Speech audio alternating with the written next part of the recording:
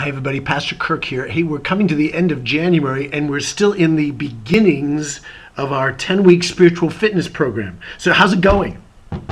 This is the time a lot of, New Year's resolutions fizzle. Going to the gym, people poop out. And so here I am as your spiritual fitness coach, encouraging you to keep on keeping on. Let us run with perseverance the race that is set before us, fixing our eyes on Jesus. The Bible says that in Hebrews 12. The Christian life is a marathon, not a sprint. And so let's stay faithful to the habits of worship, prayer, and now this week, Bible study that we're committing ourselves to. I've been trying to put into practice Paul's counsel to pray without ceasing, which has me talking out loud to God as I go through my day. I commend it to you. Try it. People will ask you, are you talking to yourself like, early onset senility? No, I'm talking to God. But that answer could get you hauled to the asylum, or it could come across as, super arrogantly spiritual. Oh well. This morning I found a beautiful prayer by Thomas à Kempis. Do you recognize that name? He wrote the devotional classic Imitation of Christ back in the 1400s. That was before the Reformation. Listen to this prayer. Where is it? O thou beloved, love eternal, my whole good, happiness which has no bounds, I desire to appropriate you with the most vehement desire and the most worthy reverence. O everlasting light, surpassing all created luminaries, flash forth thy lightnings from above, piercing all the most inward parts of my heart. Make clean, make glad, make bright, make alive my spirit with all the powers thereof, that I may cleave to you in ecstasies of joy. Is that an awesome prayer? I love the surprising passion and joy of that prayer. I don't think of Christians back in medieval times as being particularly happy or particularly passionate, but there you are. And Thomas's book was one of the most widely read devotional works for over a century. So it must have resonated with his readers who are believers all over the continent of Europe. I desire to appropriate you. Isn't that an intriguing phrase? The meaning of that is to make you my own. Isn't that a beautiful thought about God? Thomas understands that God is not just offering salvation, which has to be, you have to own that. You have to personally receive that.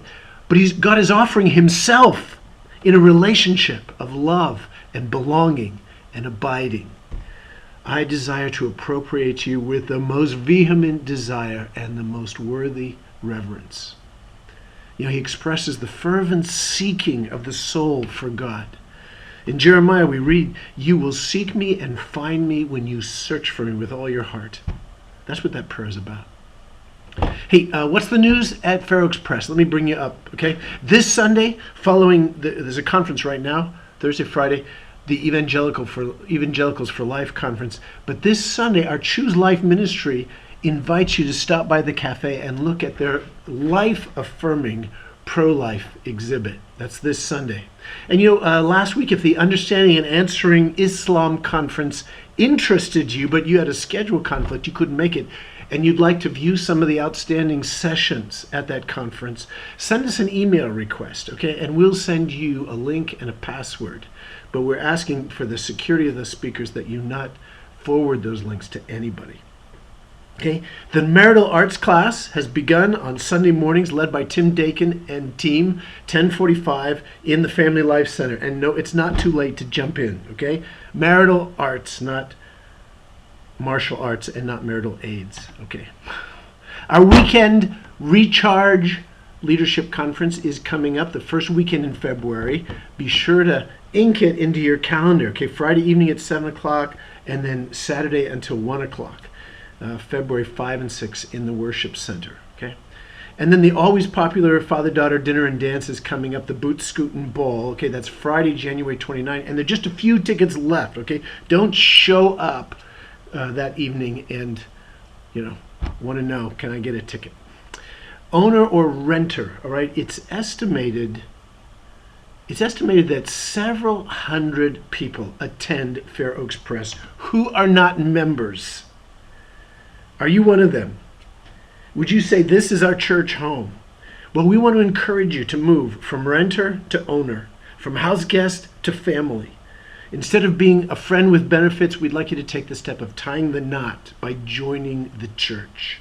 I'm serious. Is that you?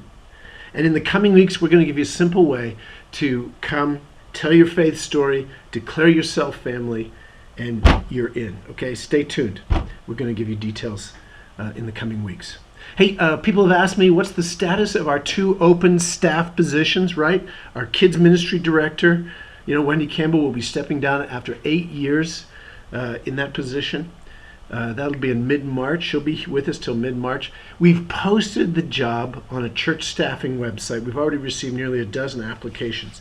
And what we'll do is we'll collect them all through January.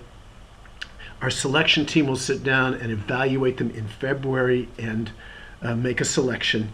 And we should have a new director in place by mid-March. Okay, that's the status of that one. And then our family ministries director. The session has approved upgrading that from a director position to an assistant pastor position. We need a young assistant pastor who can pastor our young families. And so we believe this is such a strategically important role as we make our church more family friendly and we focus our resources on family ministry, that we are engaging a Christian search firm to help us conduct a nationwide search for the best candidate.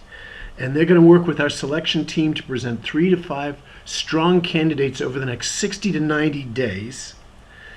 And the aim is to have a young, new pastor on staff sometime during the summer. Okay? That's all the news from Fair Oaks Press. I love you, church, and I'll see you on Sunday.